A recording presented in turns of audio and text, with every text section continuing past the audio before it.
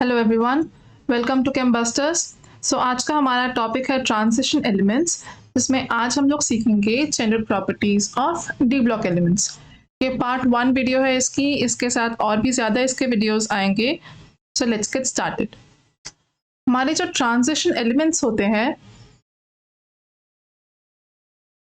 ये हमारे ग्रुप 3 से लेकर ग्रुप 12 तक पाए जाते हैं।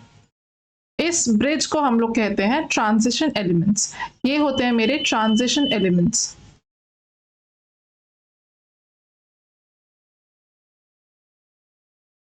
ग्रुप 3 से लेकर ग्रुप 12 तक। अब ये जो है इसको हम लोग ट्रांजिशन एलिमेंट्स इसलिए भी कहते हैं क्योंकि ये हमारा ट्रांजिशन फॉर्म करते हैं बिटवीन, ये एक ब्रिज की तरह काम करते हैं बिटवीन ग्रुप 1 एंड 2। ये होते हैं मेरे एल्कली मेटल्स, एल्कली या फिर एल्कलाइन अर्थ मेटल्स जो है, और ये है हमारे नॉन मेटल्स। ये है हमारे नॉन मेटल्स। सो मेटल्स और नॉन मेटल्स के बीच में जो ब्रिज है उसको हम लोग कहते हैं ट्रांजिशन एलिमेंट्स। ट्रांजिशन एलिमेंट्स, इनका अगर हम लोग बेसिक सा इंट्रोडक्शन देखें तो ये है हमारे ग्रुप 3 से लेकर ग्रुप 12 तक जो एलिमेंट्स प्रेजेंट होते हैं उसे कहते हैं हम लोग ट्रांजिशन एलिमेंट्स। अब इन एलिमेंट्स को हम लोग कैसे पता कर सकते हैं? इनका जो जनरल इलेक्ट्रॉनिक कॉन्फ़िगरेशन होता है, आउटर इलेक्ट्रॉनिक कॉन्फ़िगरेशन ये होता है n-1 d1 to 10 ns2।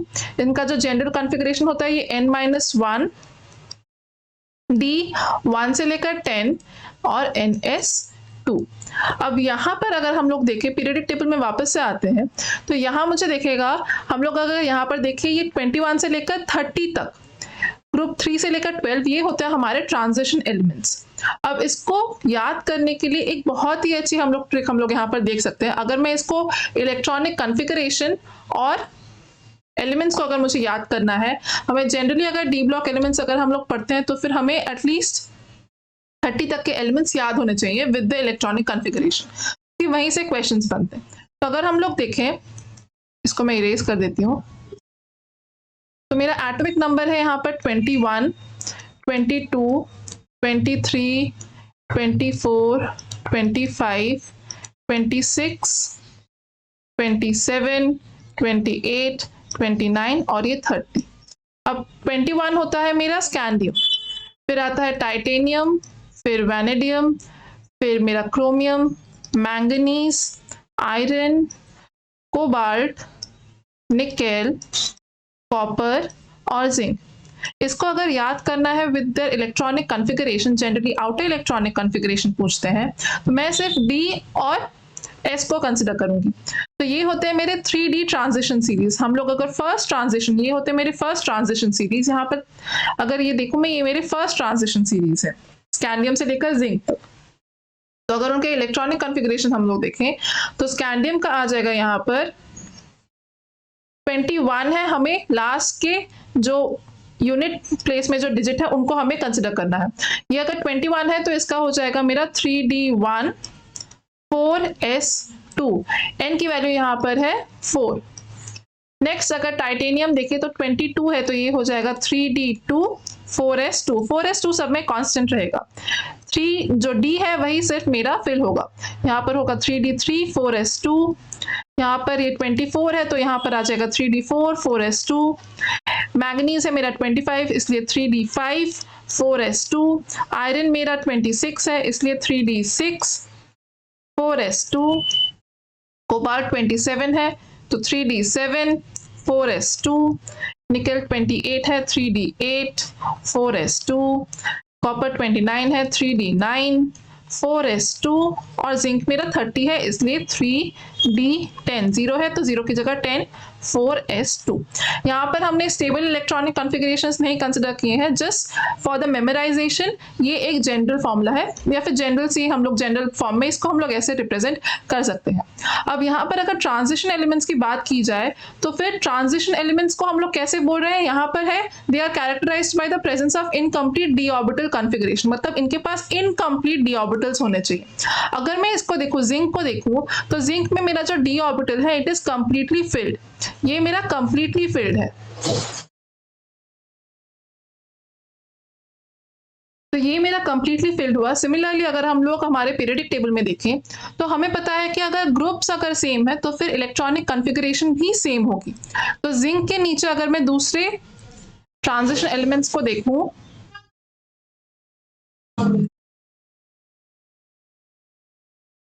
जैसे कि यहां पर है मेरे पास कैडमियम और मरकरी। जिंक अगर मेरा 3D ट्रांजिशन है तो ये मेरा 4D है और ये मेरा 5D है। इन तीन को अगर मैं देखूं तो ये तीनों के तीनों पे मेरे ट्रांजिशन एलिमेंट्स हैं। अगर जिंक का कंप्लीटली फिल्ड इलेक्ट्रॉनिक कॉन्फ़िगरेशन है कि ग्रुप 12 में आता है तो फिर कैडमियम और मरकरी भी एक ही ग्रुप में आएंगे। तो एज अ रिजल्ट इन तीन एलिमेंट्स को हम लोग ट्रांजिशन एलिमेंट्स कंसिडर नहीं करते हैं।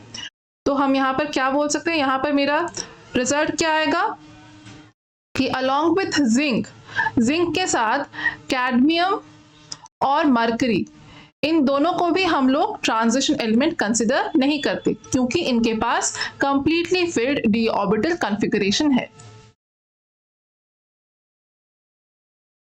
नेक्स्ट अगर हम लोग देखें इनकी प्रॉपर्टीज, तो ये हमारे मेटल्स होते हैं, दे आर जनरली मेटल्स।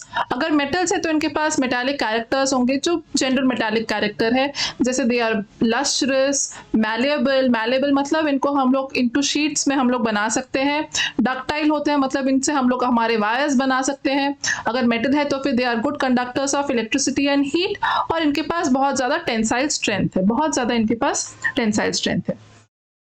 अब अगर इनके मेल्टिंग और बॉइलिंग पॉइंट्स में देखें तो मेल्टिंग और बॉइलिंग पॉइंट्स का मतलब क्या होता है, मेल्टिंग या बॉइलिंग पॉइंट का मतलब होता है कि हम लोग जनरली इनके जो मेटालिक बॉन्ड है, ये क्योंकि मेटल्स हैं तो फिर ये मेटालिक बॉन्ड फॉर्म करेंगे। अब मेटालिक बॉन्ड जो फॉर्म होता है it is formed by the unpaired electrons. अब जो अनपेयर्ड इलेक्ट्रॉन्स होते हैं उनके साथ उनके बीच में मेटल्स बॉन्ड फॉर्म करते हैं। तो अगर मैं इनका मेल्टिंग और बॉइलिंग पॉइंट देखूं तो इससे मुझे पता चलेगा कि जितना ज्यादा मेरे पास अनपेयर्ड इलेक्ट्रॉन्स होंगे, जितने ज्यादा मेरे पास आउटर कॉन्फ़िगरेशन में, आउटर इलेक्ट्रॉन कॉन्फ़िगरेशन में मेरे पास आउटर ऑर्बिटल में जितने ज्यादा अनपेयर्ड इलेक्ट्रॉन्स होंगे उतना ही ज्यादा मेरा क्या होगा, मेल्टिंग या बॉइलिंग पॉइंट होगा। क्यों? तो यहां अगर हम लोग देखें, मेटल्स जो होते हैं they form metallic bond with the unpaired electrons of the metal. As the number of unpaired electrons increases, metallic bonding increases.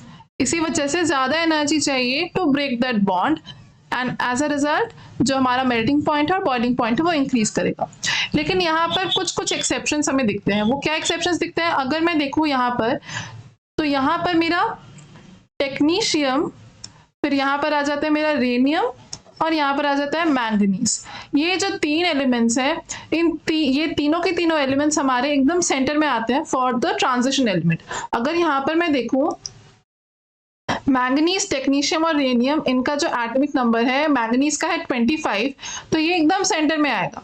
अब अगर हम इनके अगर ट्रेंड्स देखें फॉर अनपेयर्ड इलेक्ट्रॉन्स तो देखते हैं तो क्या आता है।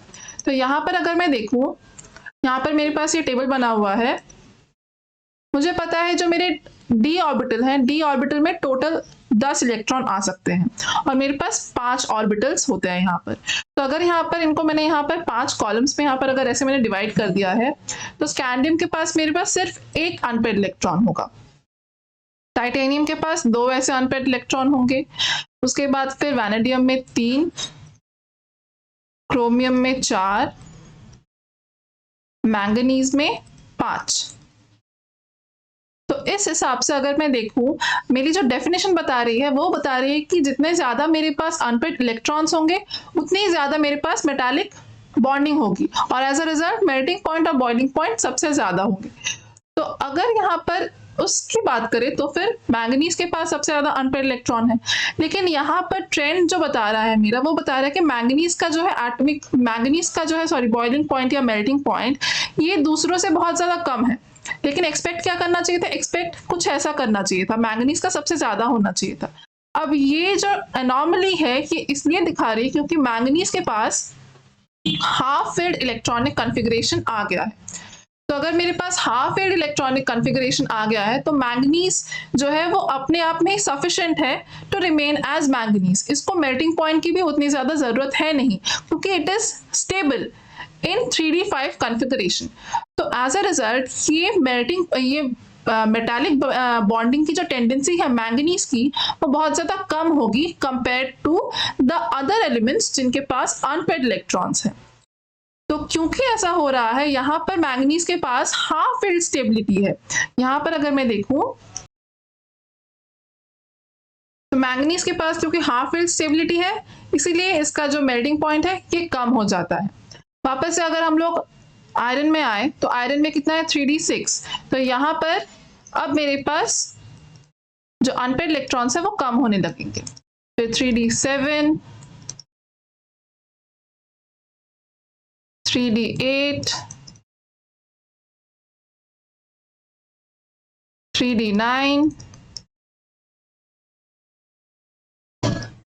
और जिंक तो मेरा 3d10 ही है, जिसकी वजह से हम इसे ट्रांजिशन एलिमेंट कंसिडर नहीं करते। तो अब अगर मैं देखूं यहाँ पर मेरे ग्राफ को, तो मेरा ग्राफ भी कुछ वैसे ही बता रहा है।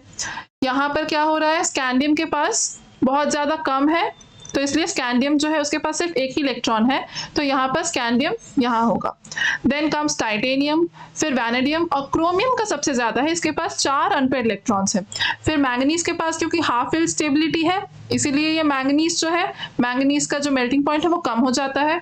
उसके बाद फिर आयरन, कोबाल्ट, निकेल, कॉपर फिर वैसे बढ़ता है। आयरन के बाद फिर कोबाल्ट फिर घटने लगता है as the number of unpaired electron decreases. यहाँ पे हम लोग ज्यादातर कंफ्यूज हो जाते हैं टंगस्टन और इस टेक्नीशियम को लेकर। हमें लगता है कि ये वाला जो ग्राफ है ये ऊपर की तरफ जाने लगता है और ये वाले जो ग्राफ है इसमें अनोमली दिखती है। वैसा नहीं है। अगर मैं पीरियडिक टेबल में देखूं तो मेरा मैंगनीज के नीचे टेक्नीशियम और रेनियम आते हैं, ये तीनों के तीनों एक ग्रुप में आते हैं और यहाँ से इनकी भी हाफ फील्ड स्टेबिलिटीज है, तो इसकी वजह से टेक्नीशियम और रेनियम जो है इनका भी मेल्टिंग पॉइंट कम है as compare to manganese. Next अगर हम लोग देखें, सिमिलर ट्रेंड हमें दिखता है एटमाइजेशन एंथैल्पी में। अभी एटमाइजेशन एंथैल्पी क्या होती है? Atomisation enthalpy is the energy required to break the metals, to break the bonds to form atoms.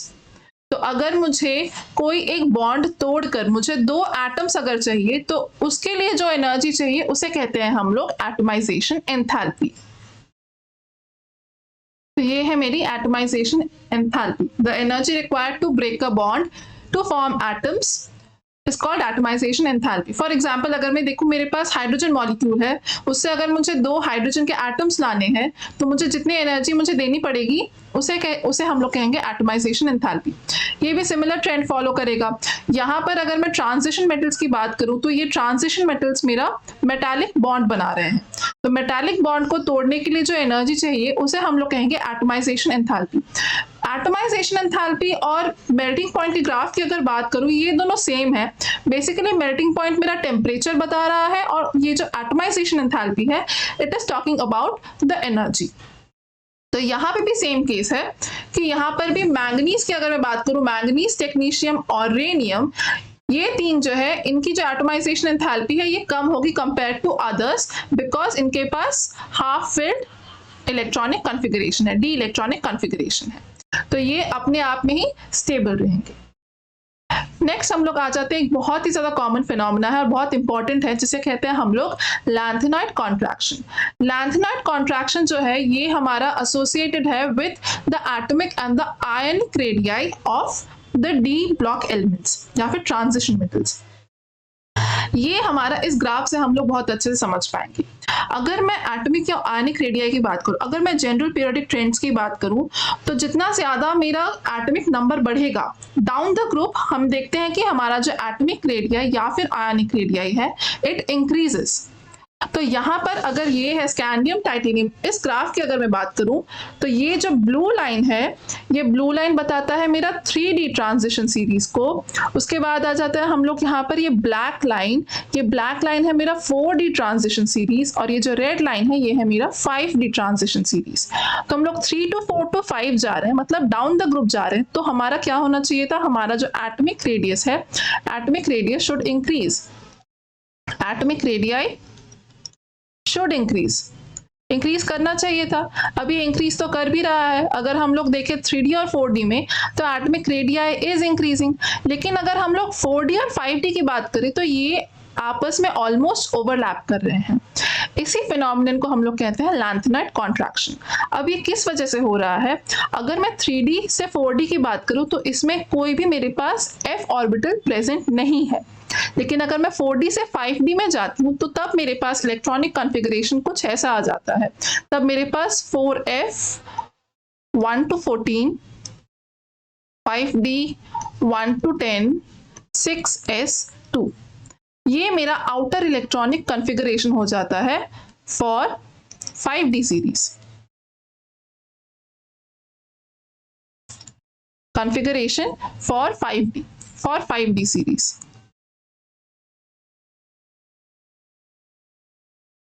अब 4D से 5D के बीच में ये 4f ऑर्बिटल्स प्रेजेंट होते हैं। एक और बात हमारे पास जानने वाली है कि जितना ज़्यादा हमारा ऑर्बिटल का साइज बढ़ता है वो उतना ही ज़्यादा डिफ्यूज हो जाता है। डिफ्यूज होने का मतलब है कि उसकी जो शील्डिंग पावर है वो बाहर के जो आउटर इलेक्ट्रॉन्स जो है उनको शील्ड नहीं कर पाता अच्छी तरह से न्यूक्लियस के साथ। मतलब उनके जो साइज, उनके जो स्ट्रक्चर्स होते हैं, उनके जो ऑर्बिटल्स होते हैं वो बहुत ज़्यादा फैले फैले होते हैं। तो एज अ रिजल्ट जो आउटर इलेक्ट्रॉन है और जो न्यूक्लियस है, न्यूक्लियस अपना जो पावर है वो आउटर इलेक्ट्रॉन के ऊपर बहुत अच्छे से एक्सर्ट कर पाता है। तो 4f जो ऑर्बिटल्स होते हैं दे आर वेरी डिफ्यूज। तो अगर मैं यहाँ देखूँ लैंथेनाइड कॉन्ट्रैक्शन क्या है, the presence of inner 4f orbitals before 5d orbitals it causes the filling of electrons in the inner 4f orbitals. अब जो 4f ऑर्बिटल्स का साइज है वो बहुत ज़्यादा डिफ्यूज है, तो as a result there is a decrease in size of atoms with the increase in effective nuclear charge. हमें ये भी पता है कि अक्रॉस अ पीरियड अगर हम लोग जाएं तो इफेक्टिव न्यूक्लियर चार्ज जितना ज़्यादा बढ़ेगा जो मेरा एटमिक साइज है इट डिक्रीजेस। ये मेरा पीरियडिक ट्रेंड है। तो as a result atomic and ionic radii of 4D और 5D ट्रांजिशन जो है एलिमेंट्स जो है वो बहुत ज़्यादा सिमिलर हो जाते हैं, ऑलमोस्ट सेम हो जाते हैं। इसी चीज़ को हम लोग कहते हैं lanthanide contraction.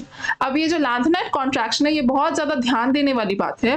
Lanthanide contraction is only for 4D and 5D elements, it is not for 3D element. क्योंकि 3D से हम लोग जब 4D में जाते हैं तब मेरे पास कोई f ऑर्बिटल नहीं प्रेजेंट होते, इसलिए जब भी साइजेस का सिमिलैरिटी अगर पूछेंगे तो फिर उसमें हमें 5D और 4D के एलिमेंट्स को ही काउंट करना पड़ेगा। अब आ जाता है हमारे क्वेश्चन में। अब इसी से मिलता हुआ एक क्वेश्चन है, the pair that has similar atomic radii is. तो यहाँ पर मुझे लैंथेनाइड कॉन्ट्रैक्शन का ही देखना पड़ेगा, क्योंकि अगर सिमिलर एटॉमिक रेडियाई पूछा है तो फिर इसका मतलब मुझे लैंथेनाइड कॉन्ट्रैक्शन से ही बात पूछी गई है। तो अभी जस्ट बताया कि मैंगनी अगर हम लोग 3D से 4D में जाए, फर्स्ट ट्रांजिशन जो सीरीज एलिमेंट्स होते हैं उनके साथ कोई लैंथेनाइड कॉन्ट्रैक्शन नहीं होता। लैंथेनाइड कॉन्ट्रैक्शन सिर्फ 4D और 5D के बीच में ही होता है, इसमें लैंथेनाइड कॉन्ट्रैक्शन होता है। तो हमें यहाँ पर सिर्फ और सिर्फ एलिमिनेट करना होगा जहां पर भी हमारे पास 3D एलिमेंट्स प्रेजेंट है। तो यहाँ अगर हम लोग देखें, यहाँ पर मेरे पास फर्स्ट में देखें यहाँ पर मैंगनीज है, ये मेरा फर्स्ट ट्रांजिशन एलिमेंट है। यहाँ पर भी देखें बी में भी अगर मैं देखूँ तो यहाँ पर टाइटेनियम है। सी में देखूँ तो मेरे पास स्कैंडियम है। सिर्फ मेरे पास डी है, ऑप्शन डी, उसमें मोलिब्डेनम और टंगस्टन। मोलिब्डेनम मेरा 4D एलिमेंट है और टंगस्टन मेरा 5D एलिमेंट है। तो इन दोनों के बीच में ही जो एटॉमिक रेडियाई है वो मेरा सिमिलर होगा। तो मेरा करेक्ट ऑप्शन होगा ऑप्शन डी।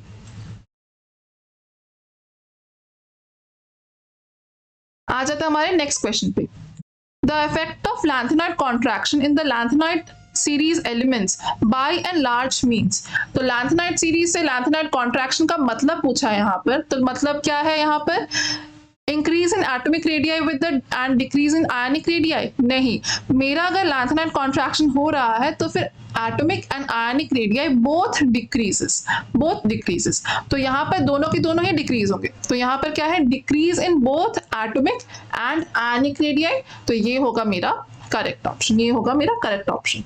सिंपल सा क्वेश्चन है यहाँ पर, जस्ट मुझे लैंथेनाइड कॉन्ट्रैक्शन के बारे में पता होना चाहिए। नेक्स्ट क्या है, the transition element having least enthalpy of atomisation. अब एटमाइजेशन एंथैल्पी किसके ऊपर डिपेंड करती है, it depends on the number of unpaired electrons.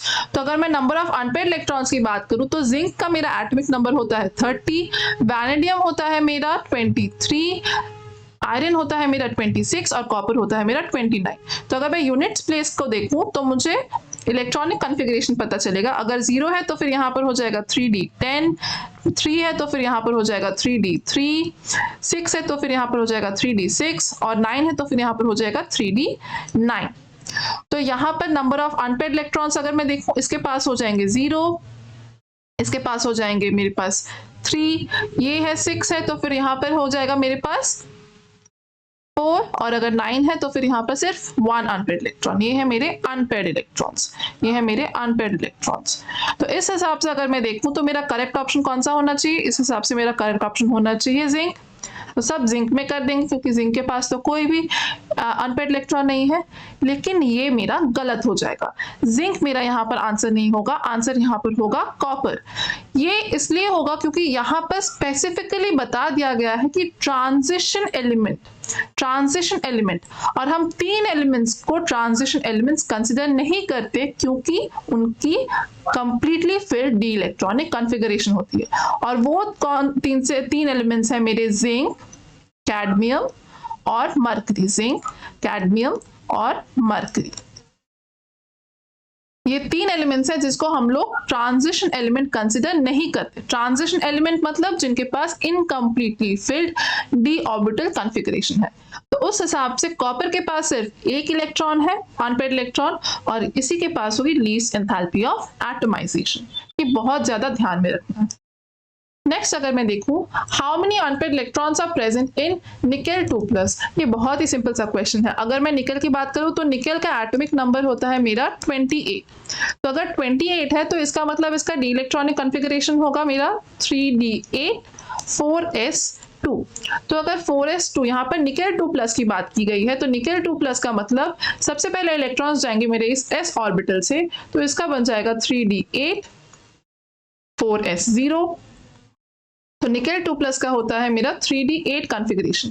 3d8 configuration को अगर मैं देखूं तो वो कुछ ऐसा होता है, यहाँ पर 1 2 3 4 5 6 7 8। तो मेरे पास सिर्फ 2 अनपेयर्ड इलेक्ट्रॉन्स प्रेजेंट हैं।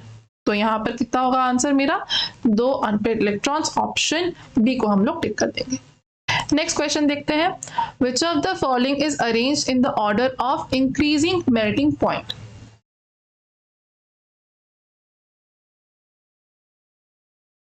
इंक्रीजिंग मेल्टिंग पॉइंट ऑर्डर मुझे देखना है। तो मेल्टिंग पॉइंट किसके ऊपर डिपेंड करता है? Melting point depends on the number of unpaired electrons. तो यहाँ पर जिंक दे दिया गया है, तो जिंक के पास मुझे पता है, जिंक का अगर एटॉमिक नंबर देखूं, वापस से देखते हैं, यहाँ पर हमारे पास एलिमेंट्स है जिंक, कॉपर, निकेल और आयरन। तो जिंक, कॉपर, निकेल और आयरन। जिंक का एटॉमिक नंबर होता है 30, कॉपर इज 29, ये है मेरा 28 और आयरन होता है 26। तो इसके पास होगा 3d10, 9 है तो 3d9, निकेल 8 है तो 3d8 और 26 है तो 3d6। तो इसके पास अनपेयर्ड इलेक्ट्रॉन्स होंगे 0, इसके पास होंगे 1 2 और यहाँ पर 6 है तो यहाँ पर इसके पास अनपेयर्ड इलेक्ट्रॉन होंगे 4। ये है मेरे अनपेयर्ड इलेक्ट्रॉन्स, अनपेयर्ड इलेक्ट्रॉन्स। अगर मेरे पास यहाँ पर जिंक दे दिया गया है तो यहाँ पर मैं जिंक को कंसिडर करूंगी। तो यहाँ पर जिंक अगर है तो 0 अनपेयर्ड इलेक्ट्रॉन, तो इसका सबसे ज्यादा कम होगा, ये सबसे ज्यादा कम होगा, जिंक का होगा सबसे कम, लोवेस्ट। फिर आता है मेरा कॉपर, तो यहाँ पर हो जाएगा मेरा सेकेंड, सॉरी ये हो जाएगा मेरा थर्ड, ये आता है मेरा 2, इसका मतलब ये हो जाएगा मेरा सेकेंड, और सबसे ज्यादा हाईएस्ट आता है हमारा आयरन, ये होगा मेरा फर्स्ट, इसके पास होगी हाईएस्ट मेल्टिंग पॉइंट। तो ये मेरा ऑर्डर होगा और ये ऑर्डर है मेरा ऑप्शन ए, ये है मेरा option A. So if you found this video helpful, do like, share and subscribe. Thank you so much.